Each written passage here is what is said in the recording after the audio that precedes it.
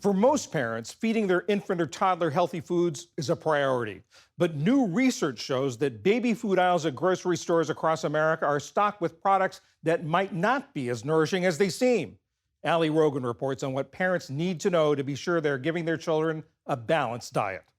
Proper nutrition in the first years of a child's life can have a significant impact on their development. But according to a recent study, nearly 2/3 of supermarket baby foods don't meet nutrition guidelines set by the World Health Organization.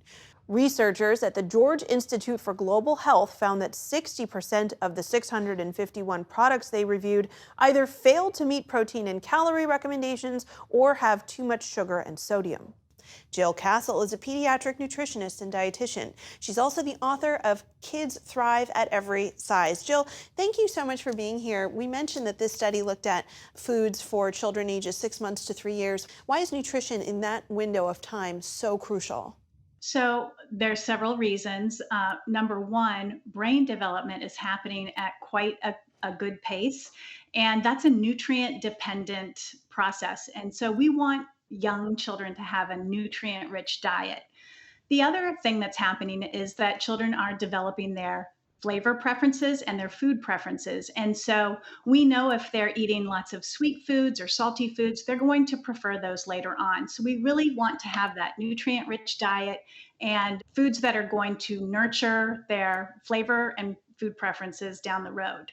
What do we know about some of the, what this study would call deceptive and untruthful practices that the companies that make these products do when they put their products on the shelf?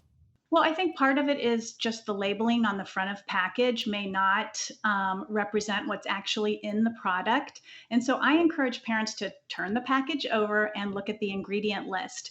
The first item on the list will be what is most prominent in that baby food package. So if apple is the first item, it's going to be mostly made with apples. So if you're buying baby food or a blend of grains and fruit and vegetables, you want to make sure that what you think you're getting is actually on that ingredient list listed at the top of the list. And how are these nutritional guidelines determined? And is it different here in the United States than it is in other parts of the Western world? Over the last decade, the baby food market has really exploded, and we don't have regulations necessarily that really tell manufacturers what those products need to include. We do have the dietary guidelines for Americans, and in 2020, when those came out, we had new guidance for children under age 2, which went on to talk about when we introduce food allergens. It also talked about no added sugar in the diet in the first 2 years of life and really limits on sodium. So we're kind of in the wild, wild west with baby food right now. We don't have guidance. We don't have regulatory reinforcement of what needs to be in there and what needs to be limited. And so it can be very confusing for parents who are trying to do the best by their children. They're looking at the front of the pack. They're looking at what it might say GMO or no added sugar or all natural. And that can be very confusing for families because they don't know exactly what's in there, and those claims can be misleading. And some parents might turn to these foods because they're convenient, they're affordable. Are there alternatives that are likewise that parents can explore? Sure. I mean, single ingredient baby foods are just going to have that one ingredient. So, for example, carrots or peas.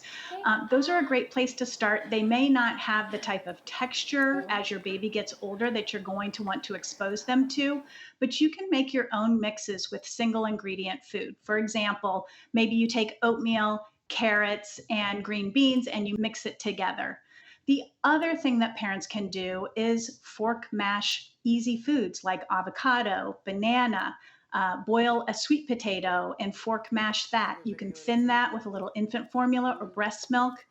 And then the other thing parents can do is use a baby led weaning approach where they can use finger foods for children, or a hybrid approach where you're using both baby food and age appropriate sized whole foods for your baby.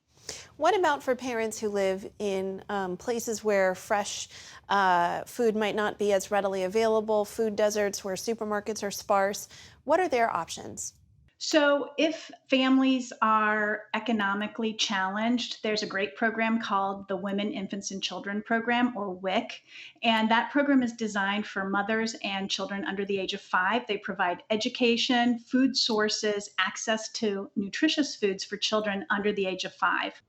And what advice do you have for parents who might be looking to change course?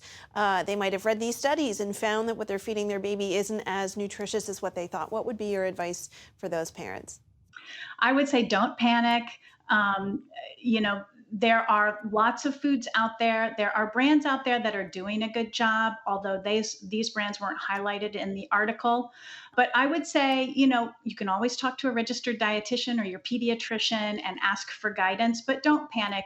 Variety is really the key, and looking for foods that are going to be rich in nutrients to help nurture your baby's relationship with food, their growth and development, and their flavor preferences. Jill Castle, pediatric nutritionist and dietitian, and the author of Kids Thrive at Every Size. Thank you so much for joining us. You're so welcome.